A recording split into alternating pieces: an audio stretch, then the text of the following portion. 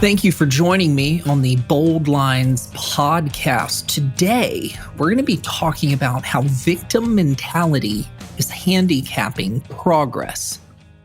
When I'm talking about victim mentality, we're going to be talking about self-victimization. There is obviously a difference between someone being a victim of a crime or injustice and someone who takes on the role of being a victim. That second category is what we're going to be talking about today.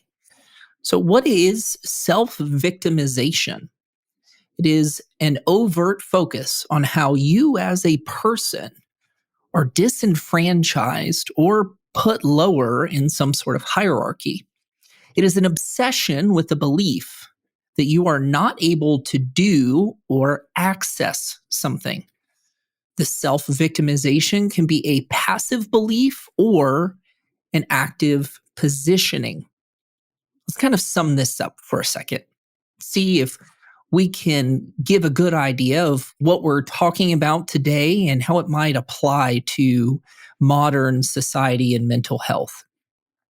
Self-victimization is something that is a little taboo. It was more in the past, but currently, it's lightening up a little bit. Self-victimization is this way that people wear these different labels or hats or whatever you want to identify it with.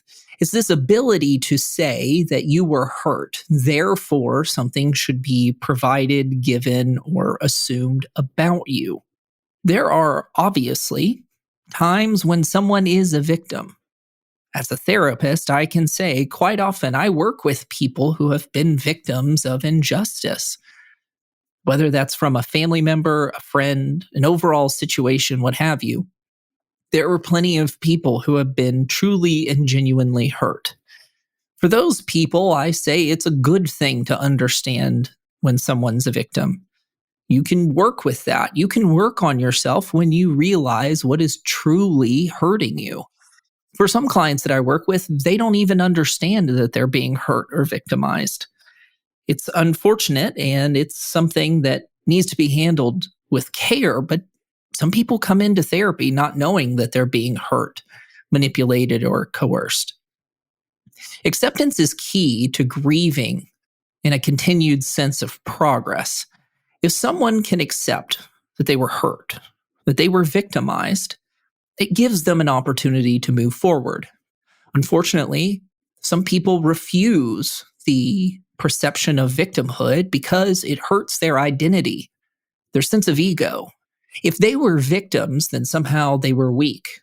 They were taken advantage of, and that is simply not acceptable. When you can feel accurate validation from a therapist or loved ones, there can be hope for next steps. When I talk about accurate validation, I do not mean that someone openly carte blanche says, "My goodness, you were hurt by everyone and anyone around you. Therefore, you should feel as if you are due retribution." It's not that at all. Accurate validation is really this sense of connecting with someone in an empathetic way and doing your best to engage in what they might have been thinking or feeling at the time. When you can see how dynamics and manipulations have played out, you can work out what you may have missed or what you might need to work on. It's somewhat not in vogue, or people get in trouble for saying things like this, but I totally think it's true. Some people are continually victimized because of their own mindset. I'm not going to blame necessarily anyone for being a victim, particularly if there are issues of domestic violence. But if there's a pattern, if people are hurt over and over and over, I think it's right to ask, what's happening here? For some people, that continued victimization is a way to try to prove that they're worthy.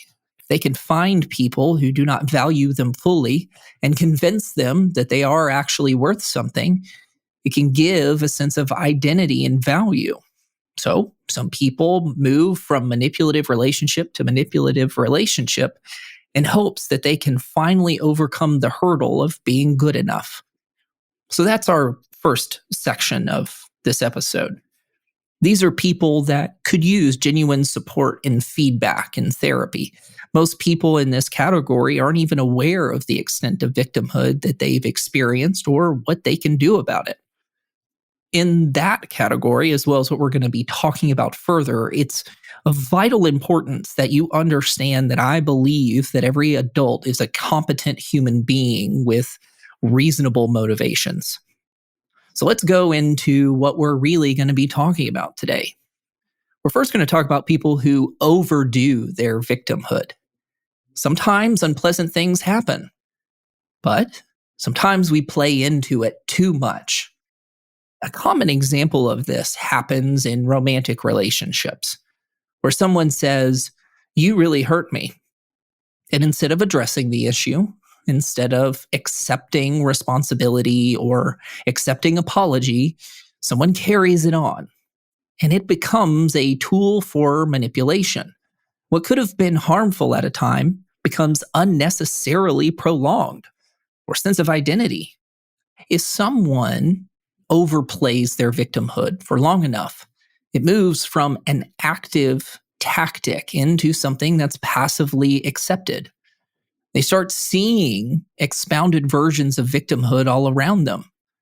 Minor inconveniences turn into great tragedies. And those great tragedies seem to form a life story. Does this mean that I am directly blaming someone for always seeing victimhood? No, I do believe that there is some protective influence that can be in there. However, for a great majority of people, this start of manipulation carries past issues to influence present relationships. What easily seems as a tool to get what you want starts to inhibit someone's actual ability to connect with someone. Think of it this way. If you want to be wholly connected, if you want to feel close with someone, you have to give them the opportunity to say yes and no. If someone doesn't choose you, they're simply forced to accept you. That might be a bit of a more assured outcome, but it surely isn't one that means more than just an obvious choice. And what we really want out of partners is to be chosen and cared for, not someone who was picked by default because of consequences. If we carry these past issues for long enough, it can end up as an excuse for not growing, either emotionally or just growing up. In some cases, this is seen from parenting. In some cases that I've worked with, some people will point back to their parents as a great sense of trauma. And while I can agree with that and I can empathize with that, it carries inappropriately into other parts of their lives. They don't have to truly address the problems if they can blame their parents for everything. And sure, there can even be cases that bridge to the realm of abuse, but if someone's not even able to address the past, it will continue to color their present. And this excuse for not growing up will eventually play out over time where they will only be able to pick partners who are also emotionally stunted. The perpetual victim will never find someone who is emotionally mature enough to help them grow because they lack the vulnerability in themselves.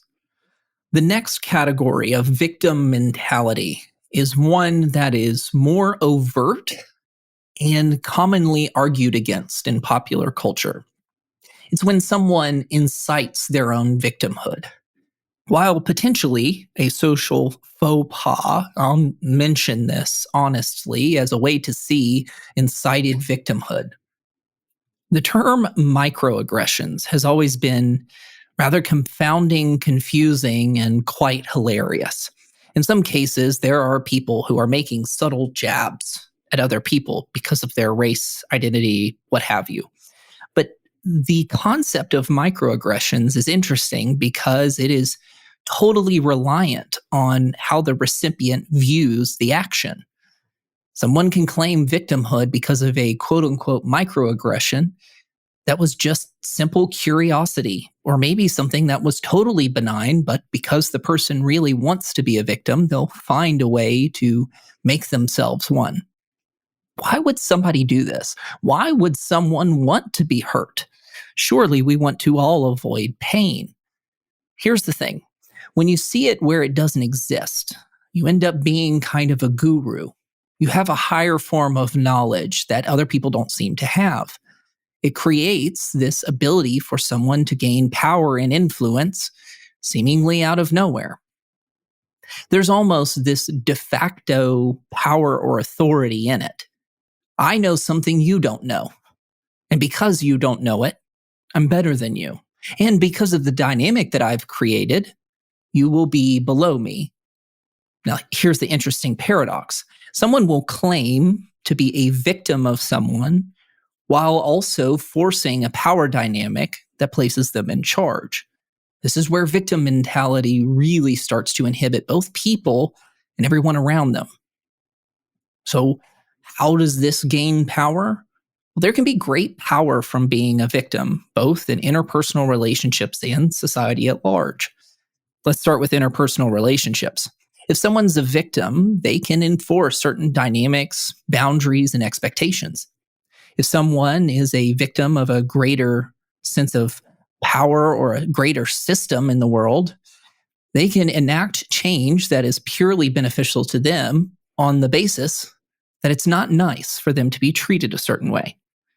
Granted, there are certainly injustices in the world. There are terrible things that have happened. But the victim mentality that I'm talking about is finding it where it doesn't exist. Another common place that this is seen is in statistical data. Some people will claim victimhood because of their status, their race, their age, whatever it is. And when data is actually examined, when people take the time to look at trends, it's very obvious that some people aren't victimized by others. They're victimized by themselves. The sense of victim mentality can grant near immunity from wrongdoing. We see this interestingly in low-income areas. Again, another faux pas that I will absolutely speak out on. A lot of people are low-income, homeless, or below what they can realistically achieve because of poor choices. Does that make them bad people? No, obviously not. But a lot of people are in their situation because of their own choices. Why do I say that? Because I treat everyone as a competent human being who can make their own choices. But if someone is continually victimized by the world around them, they have an excuse for their behavior. Interestingly enough, there is a correlation between having perpetually low income or not being able to achieve financially or socially what you need and criminal behavior. The common argument is, well, if someone doesn't have what they need, they commit crime. But that connection isn't there statistically. That causation doesn't exist. It's just a correlation. They connect, but one doesn't make the other happen. And so people can continue with poor behavior and others seemingly justify it because it's not nice to point out the obvious connections or lack of connection. Why does all of this matter? If you can enforce this social dominance, anybody telling you something different is wrong. I'll give you one of my favorite sayings that I love to hate, both interpersonally and I think it extends into society as well. When someone says that you have hurt them, you can't say that you didn't. Oh, yes, you can. This is one of the things that is absolutely confusing to me. On the surface, it sounds really nice.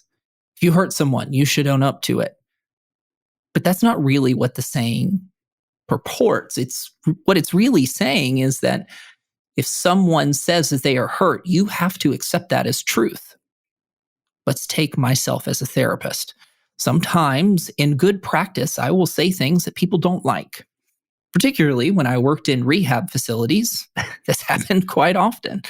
Someone will say that I said something hurtful or that I followed a procedure that made them feel as if they were dumb or not a part of something. Here's the thing.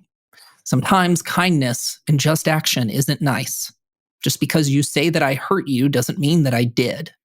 We have to look at this objectively.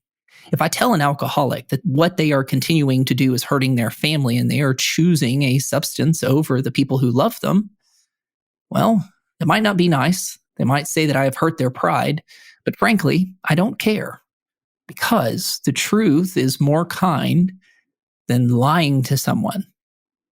So victim mentality can be called out.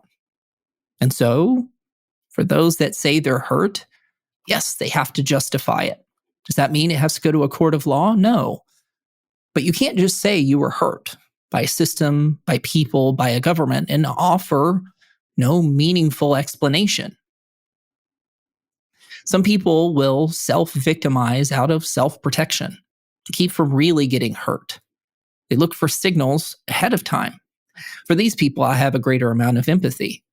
If someone has been hurt in the past, and out of a trauma response, they're always looking on how they're getting hurt, that's a very sad fact. That someone is so terrified at the ability of someone else to hurt them that they will always look for pain to be incoming. It is truly saddening and quite scary for someone to truly wonder if they're going to get hurt. It's a good therapy topic. It's a good thing to work through. It isn't exactly what we're talking about, though. So let's talk about progress on a slightly larger scale. If you believe that you will be victimized, you're kept from trying. If you believe that no matter what you do, you will fail, why would you even try in the first place? From this dynamic, there can be a mix of both learned helplessness and deferment of personal responsibility. If you're always going to fail, why try at all? But if you're always going to fail, why is it ever your fault? You can see where this dynamic becomes a little more problematic. I will say, staying in the past hurts your ability to see progress personally. But if you keep this sense of victimization past what it's due, and you never move on and grow up and grow forward, you end up teaching it to your children. If someone grows up being taught victimization, that someone's always out to get them, or that a certain group of people are bad, whether that's race or sex or whatever have you, one of two things will happen. They will feel as if there's nothing they can do, so they will never try, or they will find rebellion everywhere to fight against any quote-unquote victimization that they find. This is where we get a lot of common societal issues on every side of the aisle and everywhere in between. If people believe that some group is out to get them, they can either acquiesce, fold, and give up, or they will always try to find a way that these other group of people are trying to hurt them, and they'll fight.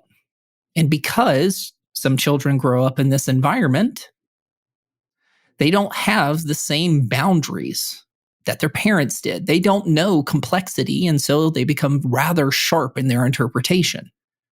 They simply look for victimization everywhere because they were never given the ability to see anything different. People who have grown up in victimization can start to assume that everyone's out to get them. They become adversarial. They see power struggles where they genuinely don't exist. They start to buck against healthy structures because they feel they are unjust. If victimization is everywhere and someone is over them, they must have been victimized. This is really common in younger people who are looking at economic systems. For the most part, economic systems are rather unemotional. They are matter of fact, but a lot of young people see emotional outcomes in them. I'll go for my third social faux pas in this episode. A lot of people rail against things like capitalism, and they do it because it seems unfair, because disparity equals victimization. When in reality, a large part of this economic system has to do with what you put in and what other people accept. It is rather fair, because no one owes you anything, and you don't necessarily owe anyone anything else. It's what you put in and how much you associate with everybody else. But if you assume that everyone's out to get you, someone makes more money than you or has more power or influence, they must have stolen it. It's an identity of envy. So what do we do with all of this? If you've recognized some of this self-victimization or this victim mentality in yourself, take some time to reflect. If the things that I said today seemed offensive or overwhelming or insensitive, It's okay if you feel that way. I believe that I'm correct in this. That's why I created an episode around it. If you're feeling upset, though, take a step back and wonder objectively, where have I gone wrong? If you see this in people or society around you, I would encourage you to not use this as a bludgeon. But I would ask everyone to recognize how much victimization realistically hurts someone. Obviously, there's a huge range involved. I will say, sometimes a minor inconvenience gets blown up. That range can be rather wide in how much something really hurts someone.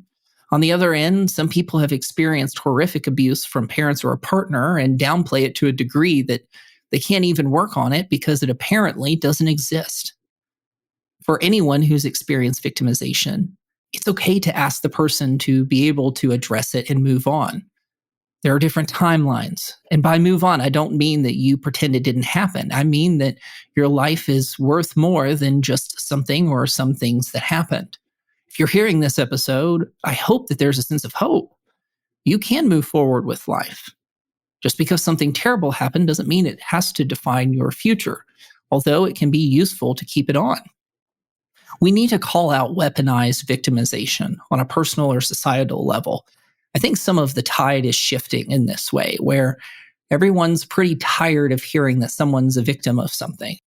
Early on, there was an overall sense of empathy for those that said they were hurt. But after a while, people realized that this victimization didn't actually lead to anything, didn't lead to change, didn't lead to growth. It's just complaining. It's enforced dynamics, but it keeps people from truly growing. Someone says they're a victim and won't leave that identity behind. They're trying to force you into something that you might not be comfortable with, but it will also keep them from truly growing and finding an open and vulnerable partner and a loving family. And while it's sad to consider, the people who are always victims will never have the community that they so crave. If you are someone who is recognizing that there is self-victimization around you, I would encourage you to keep healthy boundaries in your own life. We only have so much to give, and so we cannot give everything to someone else.